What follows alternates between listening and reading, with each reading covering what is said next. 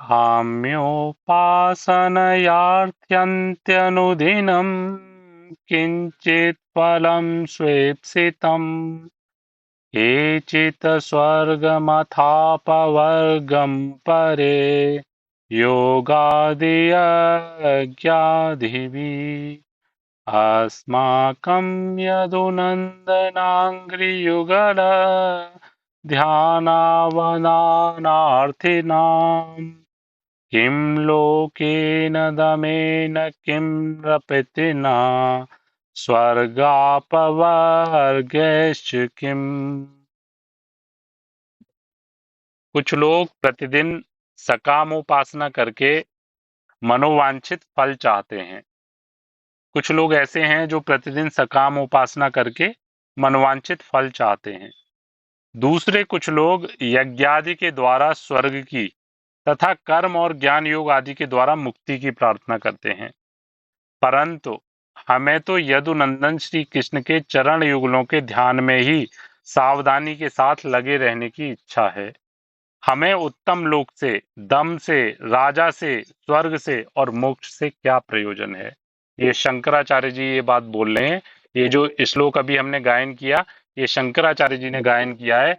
तो शंकराचार्य जी कह रहे हैं कि हमें ना तो सकामोपासना से कोई मनोवांछित फल चाहिए, ना ही यज्ञादि के द्वारा स्वर्ग की इच्छा है, ना ही कर्म और ज्ञान योग द्वारा मुक्ति की प्रार्थना करते हैं, परंतु हमें तो यदुनंदन श्री कृष्ण के चरण युगलों के ध्यान में ही सावधानी के साथ लगे रहने की इच्छा है। हमें उत्तम लोक से, दम से, राजा से, स्वर्ग से और मोक्ष से क्या प्रयोजन है। देखिए, इस जीवन का, ये जो मनुष्य जीवन हमको मिला है ना, इस मनुष्य जीवन का सार है, इस मनुष्य जीवन का एकमात्र लक्ष्य है, इस मनुष्य जीवन को पाने का एकमात्र लाभ है कि हमें अपने प्यारे से प्रेम हो जाए, हमें अपने प्यारे प्रभु से प्रेम हो जाए। यही इस जीवन का सार है, यही इस जीवन का एकमात्र उद्देश्य है और यही इस जीवन की एकमात्र सार्थकता है कि हमें अपने प्यारे प्रभु से प्रेम हो जाए। प्रेम। अब लेकिन क्या है, हम अनेक बार कहते हैं कि परिभाषाएं हमारी बहुत गलत हैं। हम संसार में रहते हुए अपनी परिभाषाओं को इतना गलत कर चुके हैं कि हमारी परिभाषाएं, अगर आज वर्तमान समय में प्रेम की परिभाषा की बात करो तो सकाम वासनाओं के साथ, कामनाओं के साथ जो किया जाए वही प्रेम है। आज हम शरीर की कामनाओं वासनाओं की पूर्ति को प्रेम का नाम देते हैं, हम अपनी आसक्ति को प्रेम का नाम देते हैं, हम मोह ममता को प्रेम का नाम देते हैं, जबकि वास्तविकता में प्रेम जो होता है ना, वो एकमात्र भगवान से होता है। प्रेम जो होता है वो विशुद्ध होता है, प्रेम जो होता है वो निष्काम होता है, प्रेम जो होता है वो उज्ज्वल प्रेम होता है, प्रेम जो होता है वो स्वार्थ रहित होता है। वास्तविक प्रेम जो होता है वो केवल केवल भगवान से ही हो सकता है। भगवान को छोड़ के जो कुछ हो रहा है वो हमारा मोह है, वो हमारी ममता है, वो हमारी आसक्ति है। सच्चिदानंद घन परमात्मा भगवान श्री कृष्ण की वृंदावन लीला अति मधुर है, आकर्षक है, अद्भुत है और अनिर्वचनीय है। वहां सभी कुछ विचित्र है। चराचर सभी प्राणी श्री कृष्ण प्रेम में निमग्न हैं। उनमें भी गोपियों का प्रेम तो सर्वथा अलौकिक और अचिंत्य है। वृंदावन में भगवान श्री कृष्ण की जो वृंदावन लीला है वो बहुत मधुर है, आकर्षक है, अद्भुत है और अनिर्वचनीय है। वचनों में उसको बोला नहीं जा सकता। वहां सभी कुछ विचित्र है। चर अचर, जीव जंतु, जड़ चेतन सब भगवान श्री कृष्ण के प्रेम में वहां निमग्न है। लेकिन उनमें भी गोपियों का प्रेम जो है वो सर्वथा अलौकिक और अचिंत्य है। अलौकिक है और चिंतन, जो चिंतन में ना आ सके, ऐसा गोपियों का प्रेम है। वहां वाणी की गति ही नहीं है। गोपियों के प्रेम को वाणी से वर्णन किया ही नहीं जा सकता। वाणी की वहां पे गति ही नहीं है। मन भी उस प्रेम की कल्पना नहीं कर सकता। हम मन से भी जो गोपियों का प्रेम है उस प्रेम की कल्पना नहीं कर सकते। करें भी कैसे, उसकी वहां तक पहुंच ही नहीं है। मन की वहां तक पहुंच ही नहीं है। मन जो है वो गोपियों के प्रेम की स्थिति तक पहुंच ही नहीं सकता। मनुष्य प्रेम की कितनी ही ऊंची से ऊंची कल्पना क्यों ना करे, मनुष्य जो है वो सांसारिक भाव से प्रेम की कितनी भी ऊंची कल्पना कर ले, लेकिन वह उस कल्पनातीत भगवत प्रेम के एक कण के बराबर भी नहीं है। हम अपनी सांसारिक बुद्धि से प्रेम की कितनी भी ऊंची परिभाषा तय कर लें, प्रेम की कितनी भी कल्पना कर लें, लेकिन जो भगवत प्रेम है, जो भगवान से प्रेम है, वो कल्पनातीत भगवत प्रेम के, वह उस कल्पनातीत भगवत प्रेम के एक कण के बराबर भी नहीं है। जो सांसारिक बुद्धि से जिस प्रेम का हम चिंतन करेंगे, वो जो कल्पनातीत भगवत प्रेम है, उसके एक कण के बराबर भी नहीं है। उस गुणातीत अप्राकृत केवल प्रेम की कल्पना गुणों से निर्मित प्राकृत मन कर ही कैसे सकता है। वो गुणातीत है, अप्राकृत है, प्रकृति से परे है, गुणों के से अतीत है, जो केवल प्रेम है, उसकी कल्पना ये जो गुणों से निर्मित मन है, तीन गुणों से निर्मित जो मन है, वो उस प्रेम की कल्पना कर ही कैसे सकता है। इस अवस्था में सच्चिदानंद घन भगवान श्री कृष्ण का सच्चिदानंदमयी गोपिका नाम धारणी अपनी ही छाया मूर्तियों से जो दिव्य अपराकृत प्रेम था, उसका वर्णन कौन कर सकता है। जब प्रेम की वो कल्पना ही मन नहीं कर सकता, तो इस अवस्था में सच्चिदानंद घन भगवान श्री कृष्ण का सच्चिदानंदमयी गोपिका नाम धारणी अपनी ही छाया मूर्ति, जो गोपी जन है वो भगवान श्री कृष्ण की छाया मूर्ति ही हैं। तो यहाँ पे कह रहे हैं भगवान श्री कृष्ण का सच्चिदानंदमयी गोपिका नामधारिणी अपनी ही छाया मूर्तियों से जो दिव्य अपराकृत प्रेम था, उसका वर्णन कौन कर सकता है। अब तक जितना वर्णन हुआ है, अब तक जितना वर्णन हुआ है, वह प्राय अपनी अपनी विभिन्न भावनाओं के अनुसार ही हुआ है। अभी तक जितना भी वर्णन किया गया है, वो अपनी अपनी भावनाओं के अनुसार ही हुआ है।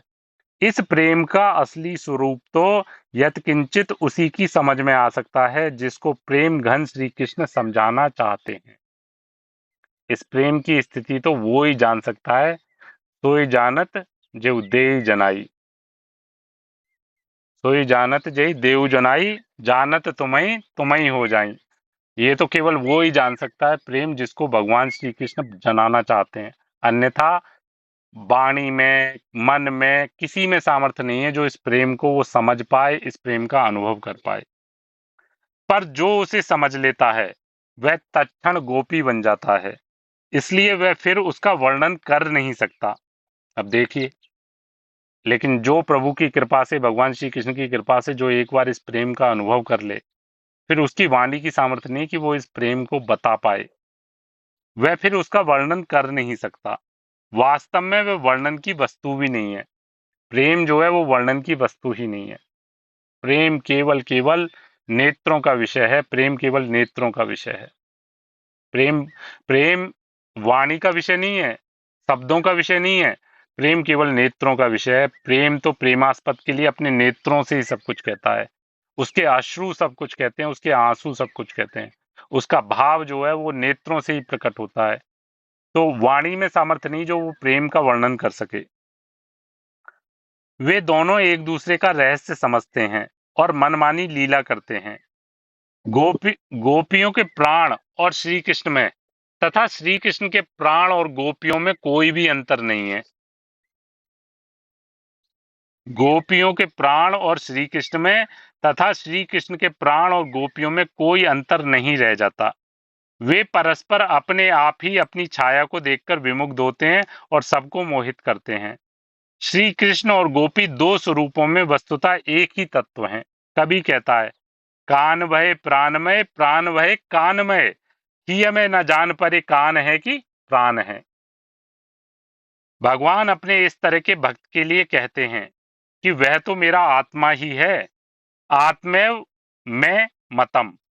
आत्मा क्या है, वह उससे भी अधिक प्यारा है। भगवान कहते हैं कि वह तो मेरा, अपने इस तरह का जो भक्त है, जिसके कान भय प्राणमय, प्राण भय कानमय, काना जो है वो प्राणमय हो गए और प्राण जो है वो कानामय हो गए। ही में ना जान परे कान है कि प्राण है। हृदय में ये मालूम ही नहीं पड़ रहा कि हृदय में काना है या प्राण है, श्याम सुंदर है या प्राण है, ये समझ ही नहीं आ रहा। तो ऐसे जिस भक्त की ऐसी स्थिति बन गई है, उस भक्त को प्रभु अपने से भी ज्यादा प्रेम करते हैं। आत्मा क्या है, वह उससे भी अधिक प्यारा है। न तथा मे प्रियतम आत्मयोनिर्न शंकरः न च शंकर्षणो न श्रीर्नैवात्मा च यथा भवान। उद्धव, मुझे ब्रह्मा, शंकर, शंकरशन, लक्ष्मी एवं अपना आत्मा भी उतने प्रिय नहीं है जितने तुम जैसे भक्त प्रिय हैं। मतलब भक्त की जब बात आती है तो फिर तो ऐसा लगता है कि कितना भक्त का अद्भुत स्वरूप है कि भगवान को स्वयं से भी ज्यादा प्रिय अपने भक्त। क्योंकि मेरा ऐसा भक्त मुझ में ही संतुष्ट है, उसे मेरे सिवा और कुछ भी नहीं चाहिए। मतलब भक्त की तो जब महिमा की बात करें, लेकिन भक्त बनना वास्तव में बहुत दुर्लभ है, बहुत दुर्लभ है भक्त बनना। सकाम भक्ति करना, आर्त, अर्थार्थी, जिज्ञासु, ज्ञानी, ये सारे भक्त हो सकते हैं, लेकिन विशुद्ध निष्काम भक्त होना, प्रेमी भक्त होना, ये बहुत दुर्लभ है, बहुत दुर्लभ है। न पारमेष्ठ्यम न महेन्द्रदेस्न्यम न सार्वभौमं न रसाधिपत्यम न योगसिद्धिर्पुनर्भवं वा मय्यर्पिता मे क्षति मद्विनान्यत् निरपेक्षं मुनिं शान्तं निर्वैरं समदर्शनम् अनुव्रजाम्यहं नित्यं पूये ये त्रिंगरेणुभिः। इस प्रकार का मेरा प्रिय भक्त अपने आत्मा को मुझ में अर्पित कर देता है। इस प्रकार का जो भक्त है वो अपना पूर्ण समर्पण मेरे लिए कर देता है। ना उसका मन है, ना उसकी बुद्धि है, ना उसका चित्त है, ना उसका अहंकार है, ना उसकी इंद्रियां हैं, ना उसका सूक्ष्म शरीर है, ना कारण है, ना स्थूल है, ना उसका कोई अस्तित्व है, ना उसका अहंकार है। कुछ भी नहीं बचा उसका। उसने अपना सब कुछ अपने प्यारे को समर्पित कर दिया। कुछ है ही नहीं अब उसके पास में। जब उसने सब कुछ समर्पित कर दिया तो वो तो अब देख रहा है केवल, वो ना करता। क्योंकि जब तक उसका अपने पास है कुछ, तब तक वो करता भोक्ता बना हुआ है। और जब उसका अपने पास कुछ बचा ही नहीं, मेरा कुछ अब है ही नहीं, तो मैं तो केवल देख रहा हूँ। क्या देख रहा हूँ? कि मेरे प्यारे मुझे कैसे नचा रहे हैं, कैसे वो इस कठपुतली से नृत्य करा रहे हैं, कैसे वो यंत्र को चला रहे हैं। आहा, कितना आनंद, कितना आनंद। देखो, कल तक मैं राग द्वेष करता था, कल तक मुझे मान अपमान अनुभव में आता था, कल तक इस शरीर को सुख दुख अनुभव में आता था, लेकिन आज जब मैं उनका यंत्र बन गया तो मेरे अनुभव का ही कोई विषय नहीं रहा। कुछ भी मेरे अनुभव का विषय नहीं है। न सुख, न दुख, न मान, न अपमान, न राग द्वेष, हर्ष, शोक, जीवन, मृत्यु, सब से परे हो गया मैं। कितना आनंद का विषय है। मैं कुछ कर ही नहीं रहा हूं अब, ना मैं कुछ भोग रहा हूं। मैं केवल देख रहा हूं। क्या देख रहा हूं? अपने प्यारे की लीला। सर्वत्र अपने प्यारे को ही देख रहा हूं। केवल मेरे प्यारे ही प्यारे। देखो कितना आनंद दे रहे हैं, हर स्वरूप में मेरे प्यारे हैं। बस उनको देख देख के आनंदित हो रहा हूं। तो जब हम अपना सर्वस्व समर्पित कर देते हैं, लेकिन अब बात सारी यही दुर्भाग्य इसी बात का हो जाता है कि हम समर्पित भी करते हैं लेकिन हम बचा के भी रखते हैं। हम सेफ्टी जोन में खेलते हैं। हम कहीं ना कहीं अर्पित करने की बात आती है तो अर्पित तो बाहर से तो बहुत कुछ अर्पित कर देते हैं। क्या अर्पित कर देते हैं? अरे जो उनका है वो ही अर्पित कर देते हैं हम। उन्हीं का है। हम अर्पित क्या करते हैं? हम उनको भोजन अर्पित कर देंगे, हम उनको अर्थ वस्तुएं अर्पित कर देंगे। अरे तो तुमने क्या किया? ये तो उनका ही है, उन्हीं का दिया हुआ है। अरे तुमको अर्पित करना है तो अपना अहंकार अर्पित करो ना। अर्पित करना है तो अपने मन बुद्धि को अर्पित करो। ये दुष्ट मन बुद्धि जो पल पल आपको संसार में फंसाए हुए है। पल पल आपको संसार में केवल केवल वो दुष्ट बुद्धि और मन, वो संसार में आपको फंसा के केवल केवल आपकी दुर्गति करने का पूर्ण विधान कर रहे हैं। तो समर्पित करना है तो अपना, अर्पित करना है आपको तो मन बुद्धि को करिए ना, अपने अहम को करिए ना, अपने चित्त को करिए, अपने स्वभाव को करिए कि मेरा स्वभाव ऐसा, मैं तो ऐसी, मैं तो ऐसा, मैं तो ऐसा। अरे अर्पित करना है तो इस स्वभाव को अर्पित करो। क्या बाहर से भोग लगा देते हो, फल का, भोजन भोजन पवा दिया, फल पवा दिया, या बाहर की सेवाएं कर दी, तो उससे क्या, उन्हीं का है वो सब कुछ, क्या अर्पित किया आपने? अरे अर्पित करना है तो जो तुमने अपना मान रखा है, जिसपे तुमने अपना बहुत समय से अधिकार जमा रखा है, मन बुद्धि, सारा खेल इस मन बुद्धि का ही है। इस मन बुद्धि को अपने प्यारे के चरणों में अर्पित कर दो, अगर वास्तविकता में आनंद चाहते हो, प्रेम चाहते हो। इस प्रकार का मेरा प्रिय भक्त अपने आत्मा को मुझ में अर्पित कर देता है। वह मुझको छोड़कर ब्रह्मा के पद, इंद्र के पद, चक्रवर्ती के पद, पाताल आदि के राज्य और योग की सिद्धियों आदि की तो बात ही क्या है, मोक्ष भी नहीं चाहता। अब जरा जांचिए अपने आप को। यहाँ तो भक्त की बात आ रही है तो वो ब्रह्मा के पद को छोड़ने की बात हो रही है, इंद्र के पद को छोड़ने की बात आ रही है, चक्रवर्ती सम्राट के पद, पाताल आदि के राज्य, योग सिद्धि, इन सबको वो त्याग देता है। लेकिन अगर हम देखें तो हमको तो अभी थोड़ा सा, हमको इस संसार के कुछ सुख, कुछ वैभव, कुछ भोग मिल जाएं तो अभी हम अपने प्यारे का विस्मरण कर देंगे कि कौन प्यारे, कैसे प्यारे। अगर अभी हमको एक पद मिल जाए ना, अभी हमको बैठे बिठाए एक पद मिल जाए, एक कोई सामाजिक पद मिल जाए, सांसारिक पद मिल जाए, कोई मान प्रतिष्ठा का पद मिल जाए, तो देखो हमारे अंदर क्या स्थिति बनती है। हम प्रभु को तो विसार देंगे, हम तो केवल फिर संसार का ही। तो यहाँ तो ब्रह्मा के पद की बात की जा रही है, ब्रह्मा के पद से बड़ा इस सृष्टि में कौन सा पद है? तो वो भक्त जो है वो ब्रह्मा के पद की भी कामना नहीं करता। ऐसे मोक्ष सन्यासी भक्तों को जो सुख मिलता है उसे वे ही जानते हैं। ऐसे इच्छा रहित, मदगत चित्त, शांत, निर्वैर और समदर्शी भक्तों की चरण रज से अपने को पवित्र करने के लिए मैं सदा उनके पीछे पीछे घूमा करता हूँ। भगवान कह रहे हैं इस बात को। ऐसे इच्छा रहित, कोई इच्छा नहीं ऐसे भक्त की। जब भक्त की बात आए तो भक्त की कोई इच्छा ही नहीं होती, क्या इच्छा करे वो? अरे जब उसको भगवान मिल गए, जिनको पाने के बाद कुछ और पाना बाकी नहीं, तो फिर अब और किसकी इच्छा करे वो? क्या इच्छा उसके लिए रह गई? मदगत चित्त, हमेशा मेरे मेरे चित्त, मेरे ही लिए, मेरे चिंतन में रहने वाला मदगत चित्त। शांत, बिल्कुल शांत, सुख दुख राग द्वेष हर्ष शोक सब में शांत। निर्वैर, उसका कोई बैर नहीं किसी से, पूरी सृष्टि में किसी से कोई राग द्वेष नहीं। और समदर्शी भक्तों की, सब में मेरे को देखने वाला, सब में समान रूप से मेरे को देखने वाला भक्त जो है, उसकी चरण रस से अपने को पवित्र करने के लिए मैं सदा उनके पीछे पीछे घूमा करता हूँ, ये भगवान कह रहे हैं। देखिए एक भक्त की क्या महिमा है कि भगवान उसकी चरण रज लेने के लिए पीछे पीछे घूमा करते हैं। यहाँ यह स्मरण रखना चाहिए कि उद्धव जी को यह दुर्लभ पद गोपियों का शिष्यत्व ग्रहण करने के बाद ही मिला था। जब उद्धव को भगवान ऐसा कहते हैं तब गोपियों का तो कहना ही क्या। श्री कृष्ण और गोपियों के संबंध में जो कुछ भी ऊंची से ऊंची स्थिति अनुभव में आती है, वही आगे चलकर बहुत नीची प्रतीत होने लगती है। जो भगवत गीता आज संसार का सर्वमान्य ग्रंथ है, भगवान की दिव्य वाणी में परम उपयोगी उपदेश होने के कारण जो सबका पूज्य है, उसमें जो कुछ करने के लिए कहा गया है, गोपियों के जीवन में वे सब बातें स्वाभाविक वर्तमान थी।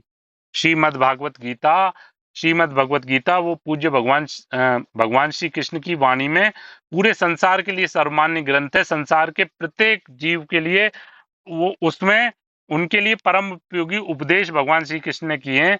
तो गीता जी सबके लिए, लेकिन यहाँ पे कह रहे हैं उसमें जो कुछ करने के लिए कहा गया है, जो कुछ भगवान कर्म योगी के लिए, ज्ञान योगी के लिए, सांख्य योगी के लिए जो भी कुछ कह रहे हैं, वो उसमें जो कुछ करने के लिए कहा गया है, गोपियों के जीवन में वे सब बातें स्वाभाविक वर्तमान थी। गोपियों के जीवन में कोई उपदेश नहीं किसी ने किया, लेकिन वो बातें गोपियों के जीवन में स्वाभाविक थी। भगवान ने श्रीमद् भगवत गीता में प्रिय सखा भक्त अर्जुन को जो परम रहस्य में सार उपदेश दिया है, वह इस प्रकार है। जो सर्वत्र मुझको व्यापक देखता है और सबको मुझ में देखता है, उससे मैं कभी अदृश्य नहीं होता और वह मुझसे कभी अदृश्य नहीं होता। ये बात अगर हमारे जीवन में उतर जाए ना, तो बस भगवत प्राप्ति अभी की अभी। जो सर्वत्र मुझको व्यापक देखता है, जो सब में मुझको देखता है और मुझ में सबको देखता है, उससे मैं कभी अदृश्य नहीं होता और वह मुझसे कभी अदृश्य नहीं होता। मेरे दृढ़ निश्चयी भक्त निरंतर मेरे नाम गुण का कीर्तन करते हुए, मेरे ही लिए चेष्टा करते हुए तथा बारंबार मुझको ही प्रणाम करते हुए नित्य मुझ में मन लगाकर अनन्य भक्ति से मेरी उपासना करते हैं। जो मेरे दृढ़ निश्चयी भक्त हैं, जिन्होंने दृढ़ निश्चय कर लिया है कि हम केवल भगवान के हैं और भगवान हमारे हैं, प्रभु हमारे, हम प्रभु के हैं, ऐसे भक्त निरंतर मेरे नाम गुण का कीर्तन करते हैं। देखिए, भक्त का यहाँ पे स्वरूप बताया जा रहा है कि वो निरंतर मेरे नाम गुण का कीर्तन करते हैं। जब भी कहीं बैठेंगे, चार लोग बैठे तो केवल अपने प्यारे की चर्चा करने लगे, नाम नाम जप, नाम कीर्तन, प्रभु की लीला, गुणों का चिंतन, स्मरण, वार्ता, यही बस मेरे ही लिए चेष्टा करते हुए। उनकी जो भी क्रिया होती है वो मेरे लिए ही होती है, प्रत्येक चेष्टा उनकी मेरे लिए ही होती है। क्यों मेरे लिए होती है? क्योंकि वो सब में मुझे ही देखते हैं। जितनी भी सेवाएं हैं वो मेरे प्यारे ही हैं, तो सारी चेष्टाएं जितनी भी हो रही हैं वो अपने प्यारे के लिए हो रही हैं। मेरे ही लिए चेष्टा करते हुए तथा बारंबार मुझको ही प्रणाम करते हुए, सब रूपों में वह अपने प्यारे को देख रहे हैं, बार बार उनके लिए सिर झुक जा रहा है। देखो, यहाँ भी मेरे प्यारे हैं, यहाँ भी मेरे प्यारे हैं, यहाँ भी मेरे प्यारे हैं। बारंबार मुझको ही प्रणाम करते हुए नित्य मुझ में मन लगाकर अनन्य भक्ति से मेरी उपासना करते हैं। वे निरंतर मुझ में मन लगाने वाले तथा मुझ में ही प्राणों को अर्पण करने वाले मेरे भक्त परस्पर मेरी ही चर्चा करते हैं, मेरी ही लीला गा गा कर संतुष्ट होते हैं और मुझ में ही रमण करते हैं। इस प्रकार प्रेम पूर्वक नित्य युक्त होकर मुझे भजने वाले भक्तों के साथ अपनी ईश्वरीय बुद्धि का योग मैं करा देता हूं, जिससे वे मुझको ही प्राप्त होते हैं। इसके बाद गीता का परम तत्व, परम गोप्य रहस्य बतलाते हुए भगवान ने अर्जुन से कहा था, मन मना भव मद भक्तो मद्याजी माम नमस्कुरु, मामे वैश्यसि सत्यम ते प्रतिजानी प्रियोसि मे, सर्वधर्मान परित्यज्य मामेकम शरणम ब्रज, अहम त्वाम सर्व पापेभ्यो मोक्षयिष्यामि मा शुचा। तू केवल मुझ में ही मन अर्पण कर दे। अब हम ना वास्तविकता बताएं आपको, प्रभु जो भक्त की जितने भी गुण बता रहे हैं, उनमें से अगर एक भी गुण हमारे अंदर आ जाए तो प्रभु इसी बात से रीझ के बाकी सारे गुण स्वतः ही दे देंगे। अगर हम एक गुण भी अपने अंदर लाने का प्रयास करें कि कैसे ही प्रभु की कृपा से हम प्राणपन से प्रयास करें, तो निश्चित निश्चित केवल एक गुण के लिए आप प्रयास कीजिए, बाकी सारे गुण तो प्रभु स्वयं ही ला देंगे। तू केवल मुझ में ही मन अर्पण कर दे, अपना मन तू मेरे अंदर, मेरे को समर्पित कर दे कि प्रभु ये लीजिए, बस अब इसको आप जैसे चलाना चाहो। आप ही हो, मन हो कौन? आप ही मन हो। तो अब आपको, वैसे तो आप ही हो, लेकिन मैं इसे अपना माना बैठा था, लेकिन मैं इस अपनी वस्तु को आपको अर्पित करता हूं। अब कृपा करिए, अब आपको जैसे इसको चलाना है वैसे चलाइए। तू केवल मुझ में ही मन अर्पण कर दे, मेरा ही भक्त हो, मेरी ही पूजा कर, मुझको ही नमस्कार कर, फिर तू मुझको ही प्राप्त होगा। यह मैं तुझे सत्य प्रतिज्ञा करके कहता हूं, क्योंकि तू मेरा अति प्रिय सखा है। सब धर्मों को छोड़कर तू केवल एक मेरे ही शरण हो जा, मैं तुझे सब पापों से छुड़ा दूंगा, तू चिंता ना कर। अब ये बात हमारे हृदय में, बताओ, भगवान घोषणा करके कह रहे हैं, भगवान सार्वजनिक रूप से गीता जी में इस बात को उद्घोष करके कह रहे हैं कि तू सब धर्मों को छोड़ दे, सारे धर्मों का त्याग करके तू केवल एक मेरी शरण हो जा। सारे धर्म, जितने भी हमारे धर्म हमने मान रखे हैं, जितने भी कर्तव्य कर्म मान रखे हैं, सबको छोड़ के। अब लेकिन जब छोड़ने की बात आती है तो तुरंत ये लगेगा कि छोड़ना मतलब सब बाहर से छोड़ दिया। नहीं नहीं नहीं, छोड़ने का मतलब अंदर से, मन की विरक्ति, अंतर की विरक्ति, ये महत्वपूर्ण विषय है। सब धर्मों को छोड़कर तू केवल एक मेरे ही शरण हो जा, मैं तुझे सब पापों से छुड़ा दूंगा। तू चिंता ना कर। गोपियों के आचरण में ये सारी बातें ओतप्रोत ही नहीं बल्कि बड़ी हुई थी। कारण, उपदेश में उतनी बातें आ ही नहीं सकती जितनी आचरण में आती हैं। फिर अर्जुन को तो ऐसा बनने के लिए उपदेश दिया जा रहा था, जबकि गोपियां भगवान की बनी बनाई भक्त थी। गोपियों को भक्त बनने की कोई आवश्यकता नहीं थी, वो भगवान की बनी बनाई भक्त थी। भगवान ने स्वयं अपने श्रीमुख से उनकी बड़ाई करते हुए कहा है, निजांगपि निजांगमपि या गोप्यो ममेति समुपासते, ताभ्या परम न मे पार्थ निगूढ़ प्रेम भाजनम। सहाया गुरवः शिष्या भुजिष्या बान्धवा स्त्रिया सत्यं वदामि ते पार्थ गोप्या किं मे भवन्ति न मन्माहात्म्यं मत्सपर्यां मत्प्रदामन्मनोगतम् जानन्ति गोपिकाः पार्थ नान्ये जानन्ति तत्त्वता। हे अर्जुन, गोपियां अपने अंगों की संभाल इसलिए करती हैं कि उनसे मेरी सेवा होती है। देखिए, अब यही बात आप सभी जन से कही जा रही है कि आपको यहाँ पे कह रहे हैं प्रभु कि हे अर्जुन, गोपियां अपने अंगों की संभाल इसीलिए करती हैं कि उनसे मेरी सेवा होती है। अब वो हम कहें कि यहाँ पे कितनी बड़ी बात ये कही जा रही है कि वो अंगों का संभाल तो करती हैं लेकिन अपने लिए नहीं, अपने प्यारे के लिए, कि इन अंगों से, इस शरीर से उनकी प्यारे की सेवा होती है। तो इसीलिए आपसे भी यही कहा जा रहा है, अपनी स्वयं की आसक्ति समाप्त करिए शरीर से, कि नहीं, ये शरीर मेरा नहीं है, इस शरीर से मुझे कोई आसक्ति नहीं करनी, लेकिन इस शरीर से मेरे प्यारे की सेवाएं होंगी। इस भाव से हम इसकी संभाल कर रहे हैं। इसको जो भी हम पवा रहे हैं, जो भी इसका हम रख रखाव कर रहे हैं, वो अपने लिए नहीं कर रहे हैं, अपने प्यारे की सेवा के लिए कर रहे हैं। तो यहाँ पे प्रभु कह रहे हैं, गोपियों को छोड़कर मेरा निगूढ़ प्रेम पात्र और कोई नहीं है। वे मेरी सहायिका हैं, गुरु हैं, शिष्या हैं, दासी हैं, बंधु हैं, प्रेयसी हैं, कुछ भी कहो सभी हैं। मैं सच कहता हूं कि गोपियां मेरी क्या नहीं है। हे पार्थ, मेरा महात्म्य, मेरी पूजा, मेरी श्रद्धा और मेरे मनोरथ को तत्व से केवल गोपियां ही जानती हैं और कोई नहीं जानता। वास्तविकता में तो ये है कि गोपियां और भगवान श्री कृष्ण कोई अभिन्न थोड़ी हैं। वो दो स्वरूप हैं लेकिन एक ही तत्व हैं, एक ही हैं वो। गोपियों के मन में इस लोक और परलोक के किसी भी भोग की कामना नहीं थी। इंद्रिय का कोई विषय उनके मन को आकर्षित नहीं कर सकता था। उन्होंने अपने मनों को श्री कृष्ण के मन में और अपने प्राणों को श्री कृष्ण के प्राणों में विलीन कर दिया था।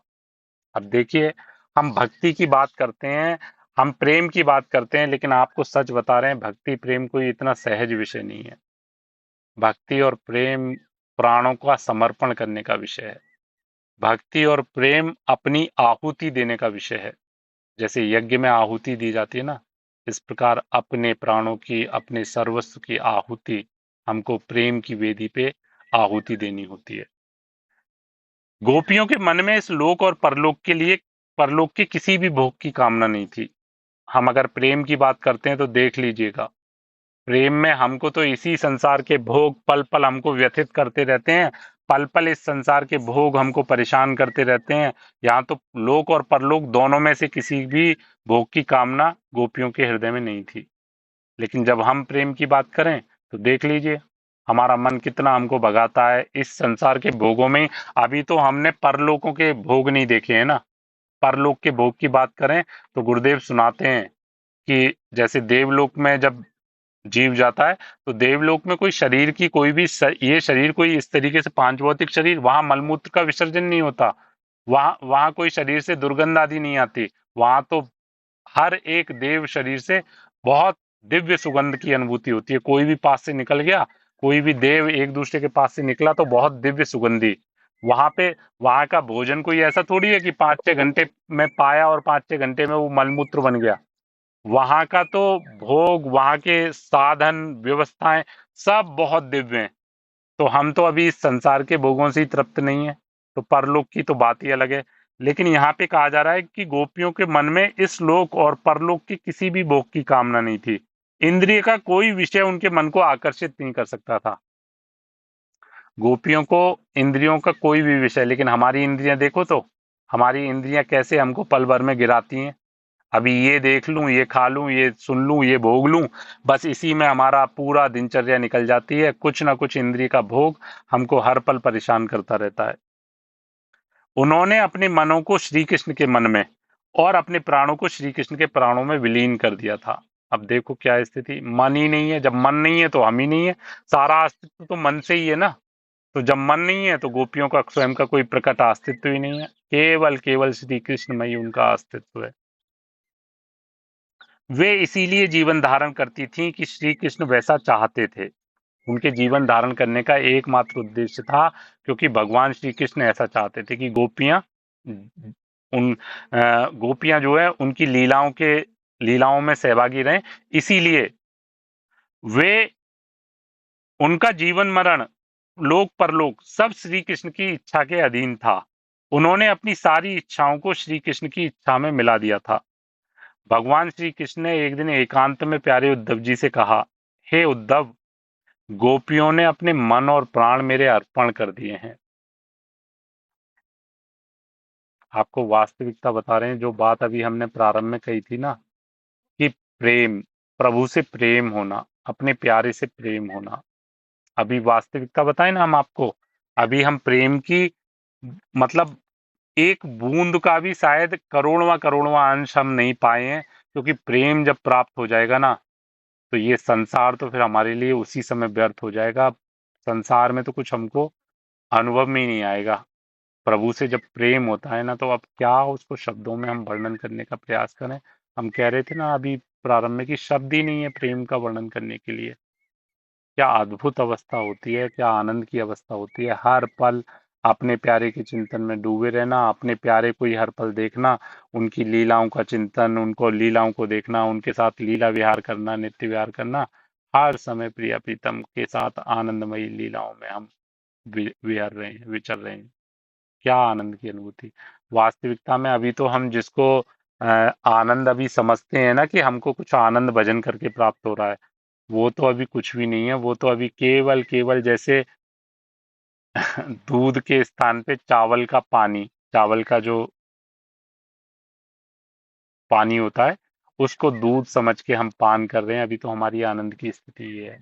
वास्तविकता में जब आनंद की बात आएगी ना, तो शरीर का तो कोई, शरीर का जब अस्तित्व ही नहीं है, ना शरीर का अस्तित्व है, ना मन का अस्तित्व है, कुछ है ही नहीं। केवल शून्य अवस्था, हम अपने प्यारे के आनंद में डूबे हुए हैं। मधुर मधुर मीठी मीठी तीस हृदय में उठ रही है प्यारे की, और शरीर का कुछ पता ही नहीं है, शरीर कहाँ बैठा है, क्या कर रहा है।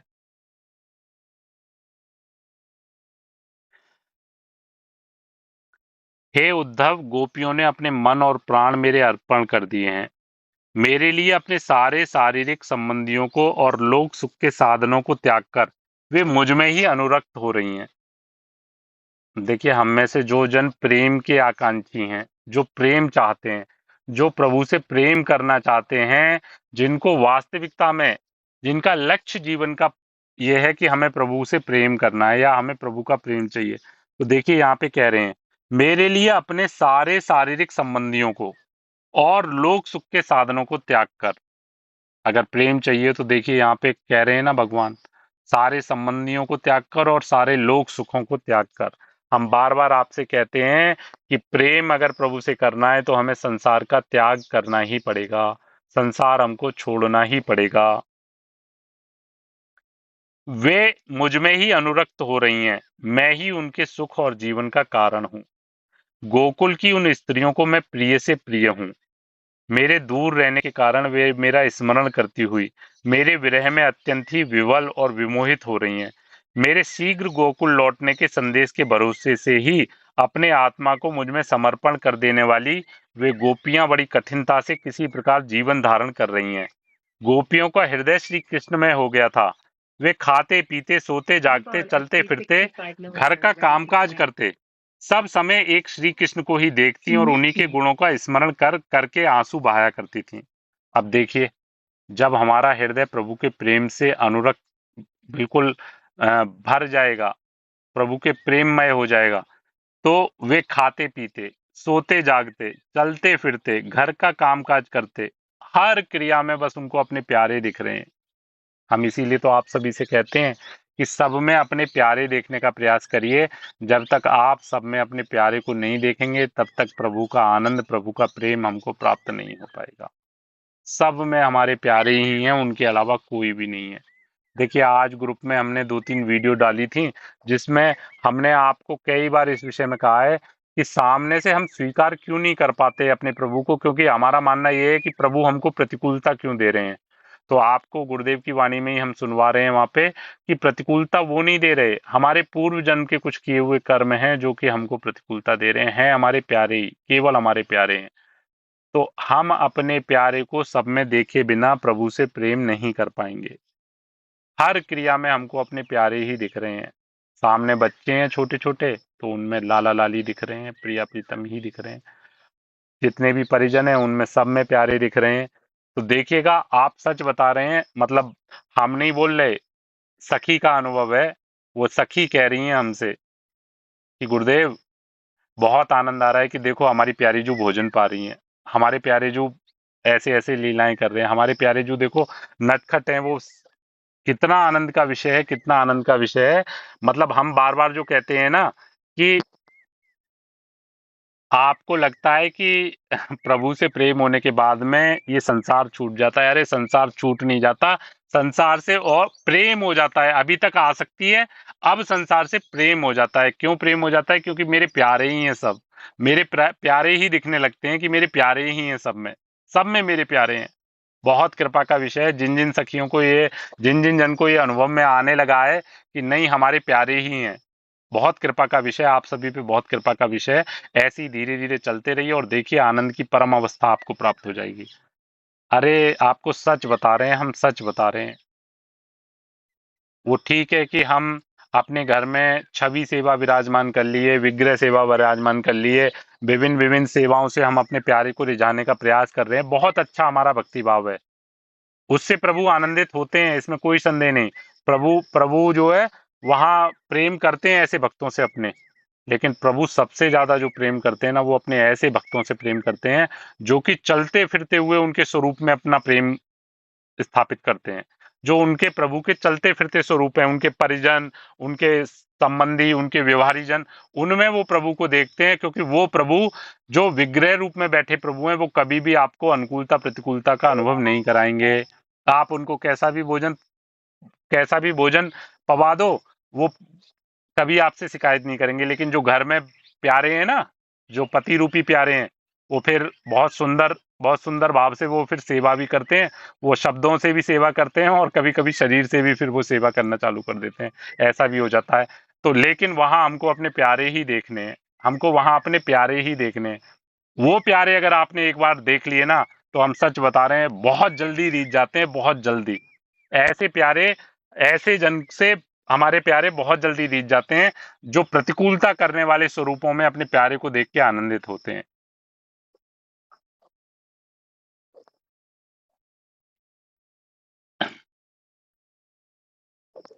सोते जागते चलते फिरते घर का कामकाज करते सब समय एक श्री कृष्ण को ही देखती और उन्हीं के गुणों का स्मरण कर करके आंसू बहाया करती थी। भागवत में कहा गया है, जो गोपियां गौओं का दूध दोहते समय, धान आदि कूटते समय, दही बिलोते समय, आंगन लीपते समय, बालकों को झुलाते समय, रोते हुए बच्चों को लोरी देते समय, घरों में पानी छिड़कते और झाड़ू देते समय, प्रेम पूर्ण चित्त से आंखों में आंसू भरकर गदगद वाणी से श्री कृष्ण का गान किया करती हैं, उन श्री कृष्ण में चित्त निवेशित करने वाली गोप रमणियों को धन्य है। अब देख लीजिए, यहाँ हमारी स्थिति, हम मांग करें गोपी भाव की, हम मांग करें गोपी भाव की, हम मांग करें प्रेम की, लेकिन स्थिति का तो मिलान करिए ना, अपनी स्थिति का मिलान करिए।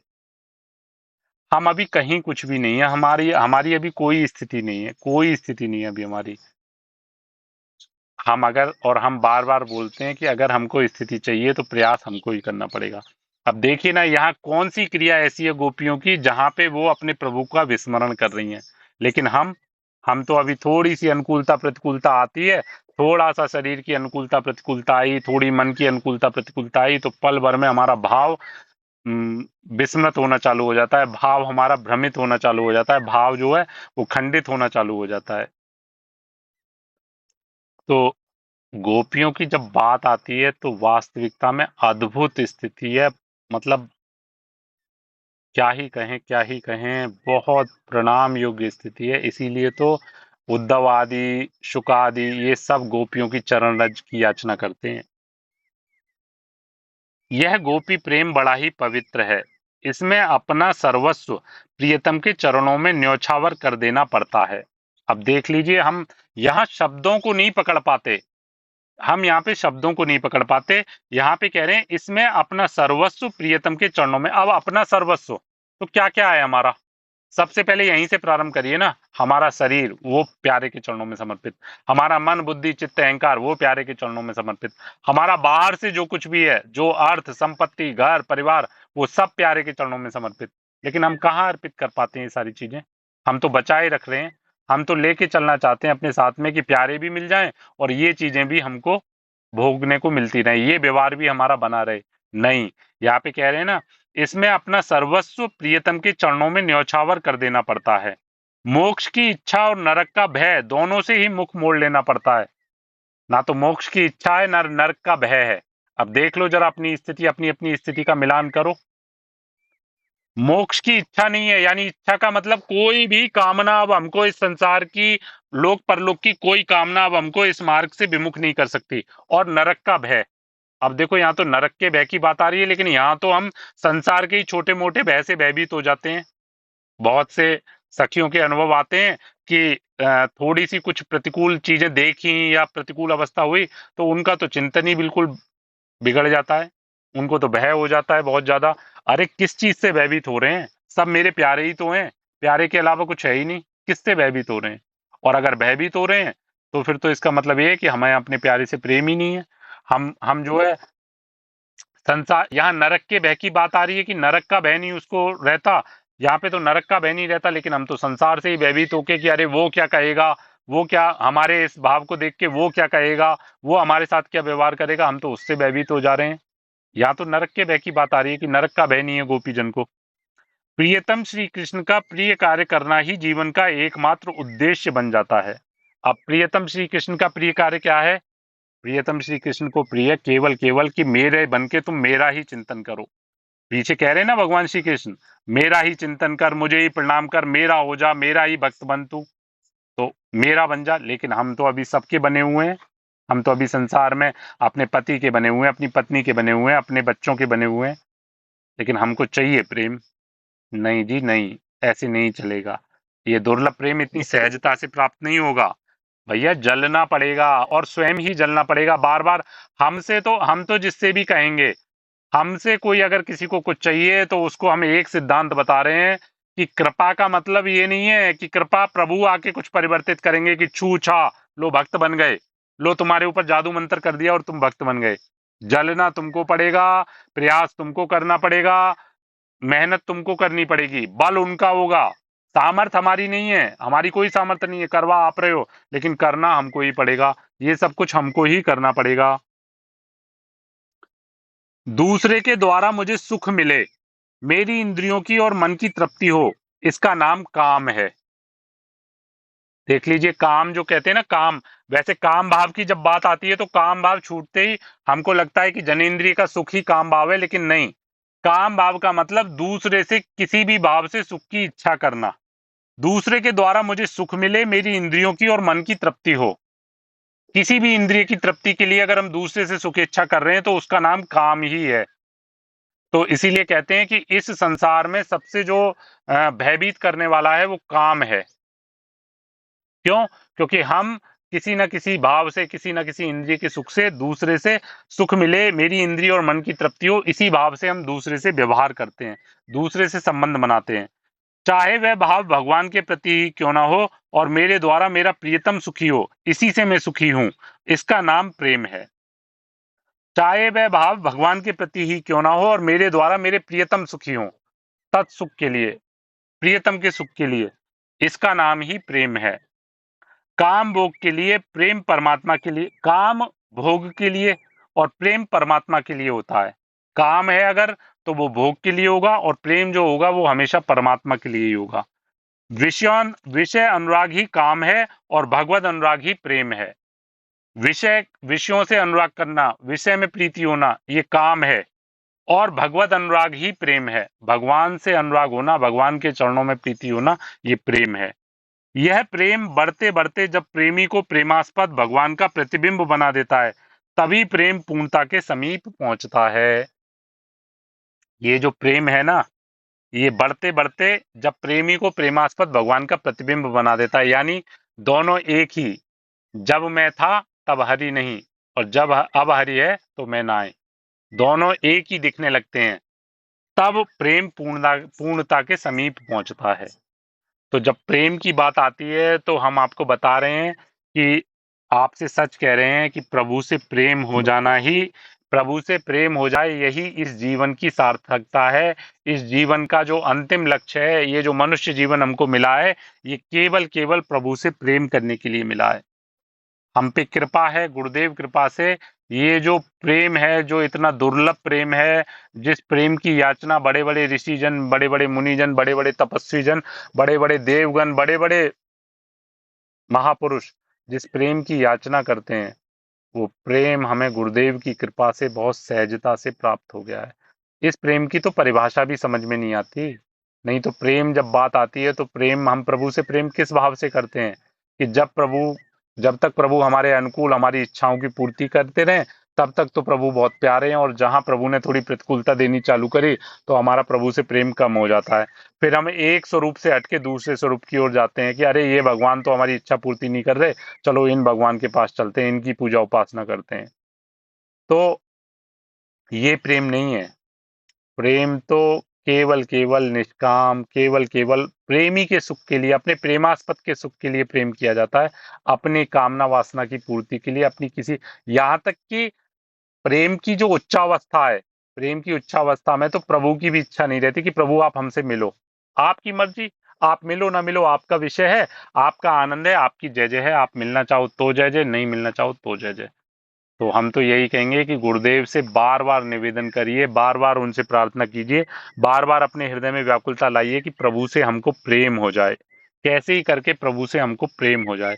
और प्रभु से प्रेम होने के लिए देखिए, हम आपको सच बता रहे हैं, प्रभु से प्रेम हमको तभी हो पाएगा जब हम सब में प्यारे को देखने का भाव करेंगे, सर्वत्र एक समान अपने प्यारे को देखने का भाव करेंगे, तभी हमें अपने प्यारे से प्रेम हो पाएगा, तभी प्रभु से प्रेम हो पाएगा। अन्यथा प्रभु से प्रेम किसी साधना से, किसी मंत्र से, किसी विशेष उपासना से हो जाए, संभव नहीं। प्रभु से प्रेम तभी हो पाएगा जब हम इस देह, अपना ये सर्वस्व प्रभु के चरणों में समर्पित कर दें और सब में अपने प्यारे को देखने की भावना करें, तभी हमें अपने प्यारे से, प्रभु से प्रेम हो पाएगा। श्री हरिवंश।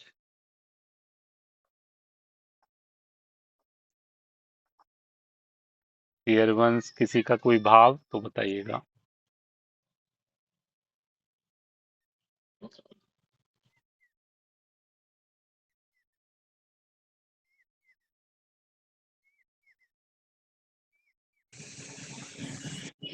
हेलो जी बाबा, प्रणाम। जय जय जय जय जय। बाबा, रास्ता और कितनी दूर है?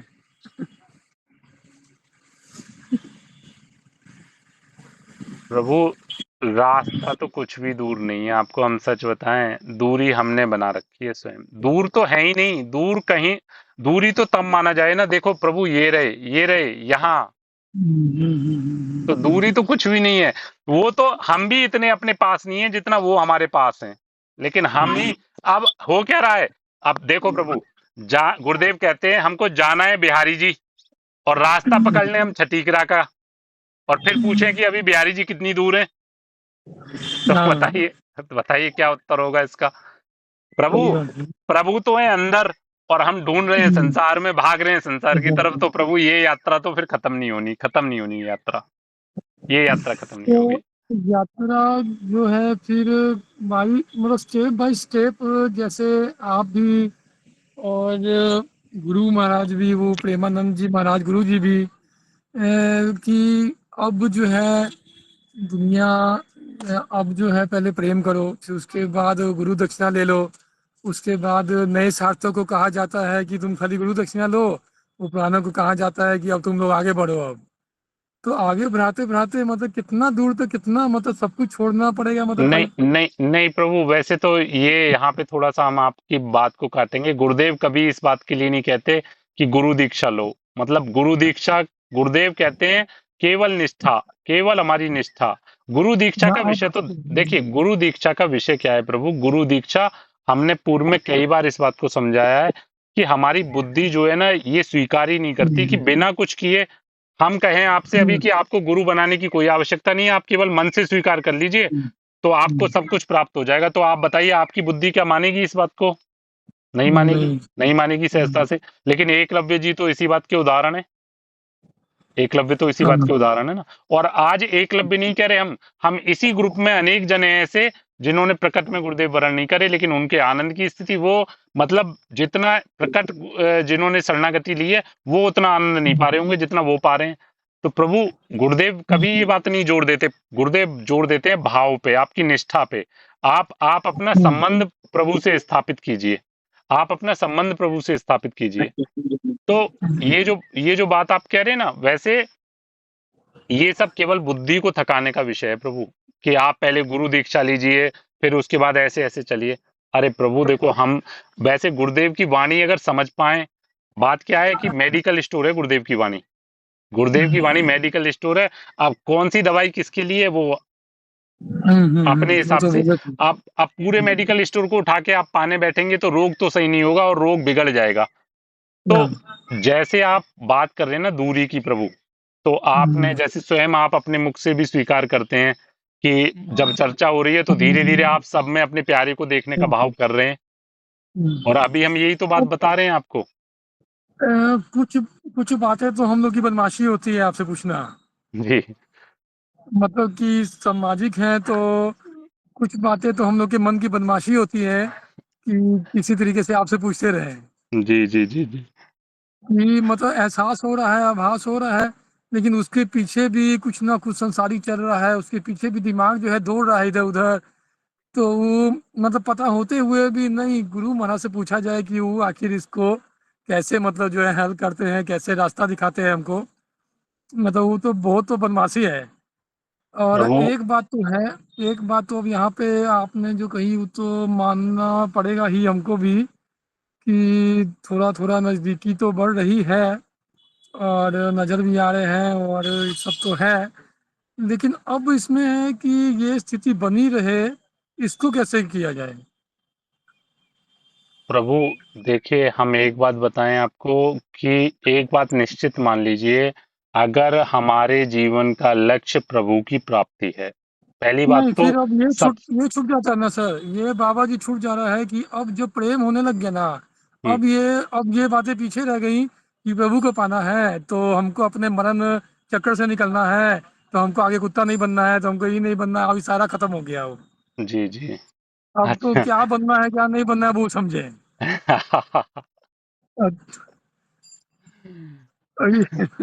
तो अब कुछ लक्ष्य नजर नहीं आ रहा है आगे कि आगे हम करने क्या जा रहे हैं, हम पाने क्या जा रहे हैं, हम किस तरफ जा रहे हैं। नहीं, तो ये लक्ष्य तो मतलब प्रभु से तो प्रेम हो ही रहा है ना। वो तो हो रहा है, वो एहसास भी करवा रहे हैं। हाँ, तो बस प्रभु से प्रेम हो रहा है तो अब हमें कुछ सोचने की, जो बात अभी आपने कही ना, कुछ सोचने की जी, चाहिए आवश्यकता ही नहीं। नहीं, कुछ नहीं सोचने की हम्म, आवश्यकता। वो देखिए प्रभु एक बात बताए ना, वैसे हमारे प्रभु इतने करुणा निधान है कि वो बस एक बार तुम हाथ पकड़ा दो फिर तो वो घसीट के ले जाएंगे तुमको, तुम्हारे चाहे हाँ, अनचाहे वो जबरदस्ती घसीट के तुमको ले जाएंगे। लेकिन लेकिन वो तो प्रभु यहाँ पे देखने वाला विषय केवल एक है। हम्म, अब ये हम्म, हमारे ऊपर डिपेंड करता है कि हम एक जन्म की यात्रा करते हैं या और अनेक जन्मों की यात्रा करते हैं, हम्म, ये हमारा विषय है। हम्म, और इतना भी हम निश्चित बता रहे हैं कि वो छोड़ेंगे नहीं अब किसी भी हाल में, वो अब छोड़ेंगे नहीं। हम्म, उन्होंने पकड़ वो तो लिया तो ठीक है। छोड़ेंगे नहीं, वो छोड़ेंगे नहीं किसी हाल हम्म, में। अब लेकिन बस देखने वाला विषय है कि प्रभु अच्छा एक बात बताओ, जो भोजन की थाली अभी हमारे सामने रखी है और अभी भूख भी लग रही है हमको, तो शाम तक की हम्म, प्रतीक्षा क्यों करें हम उस भोजन को पाने के लिए? हम्म, बताइए ना। जी जी। भोजन शाम को भी पाना है उधर पूर्ति के लिए, तो शाम तक की हम्म, प्रतीक्षा क्यों करें? हम तो अभी भोजन पाके चक तृप्त होंगे ना। तो फिर इसीलिए इस जन्म को प्रभु अंतिम बना लीजिए कुल मिला के। और सारी बात यही है प्रभु, देखो हम आपसे सभी जन से बार बार बोले हैं, बाहर से कुछ नहीं परिवर्तन करना, बाहर से कुछ नहीं छोड़ना, अंदर से केवल अपने, हमको कल कल ही एक सखी बता रही थी, कल ही एक सखी बता रही थी, अपना भाव बहुत आनंद आया उस भाव को सुन के कि गुरुदेव पहले मैं जाती थी तो बोलती नहीं थी किसी से, मैं अपना नाम मंत्र करती रहती थी, लेकिन जब आपने कहा कि क्या नाम है, सब में अपने प्यारे को देखो, तो कल मैं गई तो सबसे वार्ता करी खूब जो है, और बार बार यही कह रही थी कि मेरे प्यारे हैं, मेरे प्यारे हैं। बोले बहुत आनंद आया, बहुत आनंद आया। तो अब आप बताइए, केवल देखने का ही तो, अंदर के चिंतन का ही तो परिवर्तन हुआ, केवल अंतर के चिंतन का परिवर्तन हुआ, और आनंद। तो केवल हमको प्रभु, जो अभी आपने पूछा ना कि हमारी यात्रा भी कितनी है, वो यात्रा केवल बाहर से अंदर आने भर की यात्रा है। हम अभी जो बाहर है ना, उससे केवल अंदर आना है हमको, केवल अंदर आना है। तो सारी की सारी चिंता छोड़ दी जाए, अपने आगे के बच्चे की शादी, मेरी बेटी की शादी, और उसके लिए धन इकट्ठा करना, उसके लिए प्रभु बातें प्रभु तो हम। प्रभु, आप संसार देख रहे हैं, ऐसी बात नहीं है, संसार को खूब अच्छे से आप अनुभव कर रहे हैं। वास्तविकता में ये सब क्या करने की सामर्थ्य है हमारी क्या प्रभु? वही बातें हैं कुछ, कि आदमी आपसे पूछ तो लेते हैं, लेकिन अंदर मन तो अपने आप बता रहा है कि ना, वो कर तो वही रहे हैं। अगर जब वही कर रहे हैं सारा कुछ, तो फिर तुम क्या सोच रहे हो? नहीं, यहाँ पे दो चीजें हो जाती है ना प्रभु। कर वो ही रहे हैं, लेकिन निमित्त हमें, मशीन हमें, यंत्र हमें।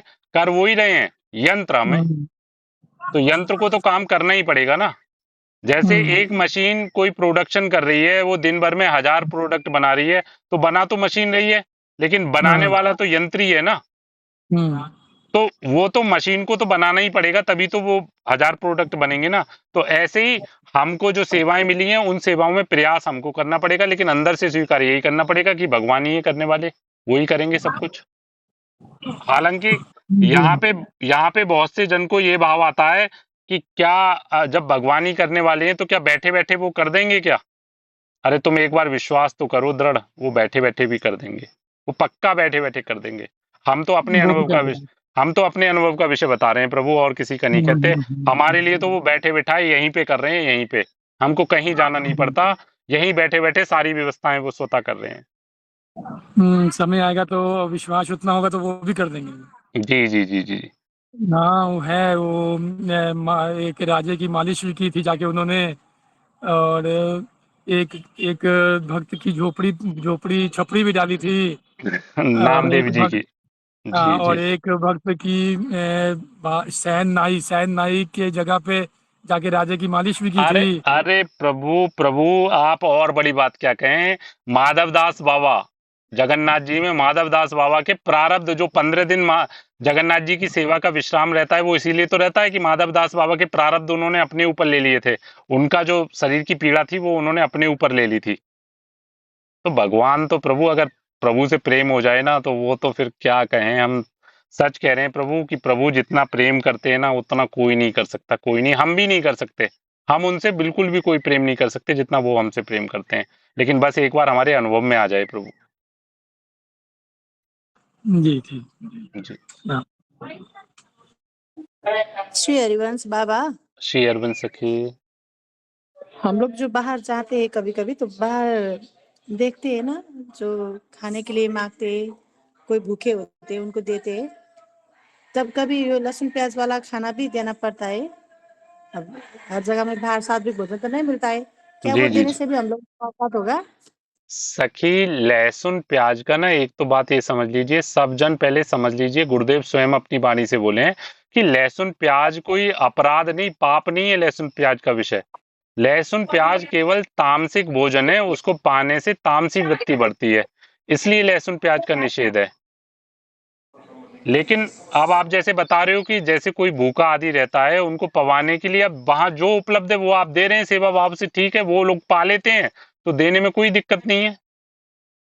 हाँ, मांस आदि निषेध है, वो नहीं हमको जो है, लेकिन लहसुन प्याज का, सखी, गुरुदेव खुद कह रहे हैं कि आज इतना सामान्य व्यवहार हो चुका है कि लहसुन प्याज नहीं बचा जा रहा उससे, लहसुन प्याज से।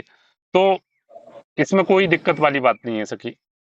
ठीक है बाबा, अगर हम लोग जो प्रवचन सुन रहे होते हैं उस वक्त भी हम लोग माला जप कर सकते हैं क्या, हमारे 11 माला? बिल्कुल बिल्कुल सखी, कर सकते हैं। और और कुछ किसी दिन हम लोग बाहर चलते, काउंटर होता है हाथ पर, जी। काउंटर में रहता है माला, तो उस दिन नहीं करेंगे तो उससे क्या होगा? मतलब काउंटर में ज्यादा से ज्यादा नाम जब लेंगे, हाँ हाँ उस दिन अगर वो जोड़ी माला माला में से, नहीं होगा तो हाँ नहीं कोई बात नहीं सखी, कोई बात नहीं, सहजता से कर सकते हैं, कोई दिक्कत नहीं। हमारा मुख्य विषय सखी, हमारा भजन मतलब हमारा नाम जब निरंतर हो, ये मुख्य विषय। माला से हो रहा है चाहे काउंटर से हो रहा है। और जो 10% है ना हम लोग सेवा भाव में देने वाली बात, जी ये हम लोग अपने घर पे विराजमान है ठाकुर जी, श्री जी, उन पर जी। वो 10% खर्च कर नहीं सकते कि नहीं कर नहीं सकते? नहीं नहीं सखी, वो देखिए, वो ठाकुर जी तो, ठाकुर जी कौन है? वो हमारे परिजन है ना, हमारे परिवार के जन है। और सेवा हो रही है हाँ, दूसरों की। सेवा का विषय है ठीक है। दूसरे जन का, दूसरे भूखे प्यासे जन हो गए, गरीब जन हो गए, वृद्ध जन हो गए, या बीमार जन हो गए, या पशु पक्षी हो गए। और घर परिवार अलाउड नहीं कर रहा है, नहीं करे, इतना दान मत करो कहते, तो हम लोग गुप्त दान भी कर सकते हैं, उसमें कुछ नहीं होगा। घर परिवार दान के का साथ सखी, दान का मतलब समझिए। दान का मतलब, सेवा और दान में अंतर है सखी। दान नहीं, तो, सेवा मतलब सेवा जी जी, से छिपा कर सेवा करेंगे तो हाँ हाँ बिल्कुल छिपा, अरे तो सेवा तो छिपा के ही करिए, कोई दिक्कत नहीं सखी। नहीं, परिवार वाले परिवार नहीं, में तो हाँ पता परिवार चलता है ना वाले नहीं खर्चा चाहते। तब। अरे परिवार वाले नहीं चाहते आप। अच्छा एक बात बताइए ना, सेवा का विषय आपके लिए या परिवार के लिए? सेवा तो मैं ही करूंगी। हाँ तो फिर आप करोगी तो आपको लाभ मिलेगा उसका, सेवा का तो आपका है। अगर आपकी स्थिति है, आपका भाव है, तो आपको करनी चाहिए अवश्य सेवा। और माता पिता पर वो सेवा कर सकते कि नहीं कर सकते? 20% वो आता है, 10% माता जी पिता पर, जी। अपने माता पिता पर का खर्च करेंगे ना, 10% वो भी होता है, नहीं होता है नहीं नहीं सखी, बाहर? सेवा का मतलब हमने समझाया ना। सेवा का मतलब हमने जो हमारे संबंध है उनसे अलग बाहर सेवा करना, वो तो हमारा दायित्व है सखी। वो हमारी सेवा नहीं, वो तो हमारे कर्तव्य हैं।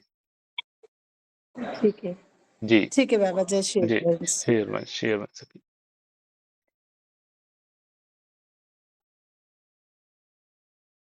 शेरवंश, और किसी का कोई भाव?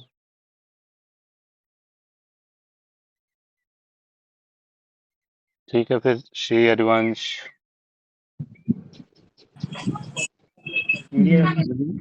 शेरवंश, श्री हरिवंश गुरुदेव। शेरवंश, शेरवंश, श्री